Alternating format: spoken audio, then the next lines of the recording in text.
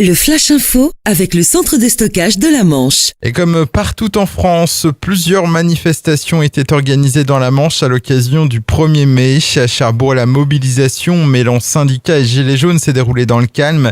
En fin de matinée, le cortège a parcouru les rues du centre-ville pour achever leur parcours devant l'hôtel de ville. Selon les organisations syndicales, 2000 personnes ont manifesté à Cherbourg. Ils étaient 1300 selon les autorités. 200 personnes ont également manifesté à Saint-Lô, tout comme à Granville. Des manifestations ont également été organisées à Coutances et Avranches. Une Britannique évacuée d'un ferry au large de la Hague. Cette femme de 94 ans souffrait d'insuffisance respiratoire et cardiaque.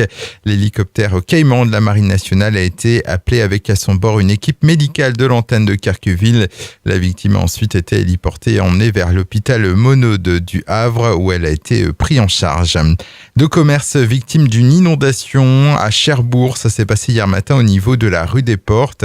La faute à une fuite sur une canalisation d'eau. Les sapeurs-pompiers sont intervenus et ont mis en place des pompes d'assèchement.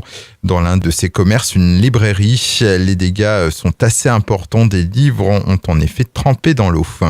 Attention, si vous devez prendre la route demain, les services de l'État organisent ce vendredi une simulation d'accident sur la nationale 174 entre l'échangeur 8 de Pont-Hébert et l'échangeur 9 de Saint-Jean-de-Dé.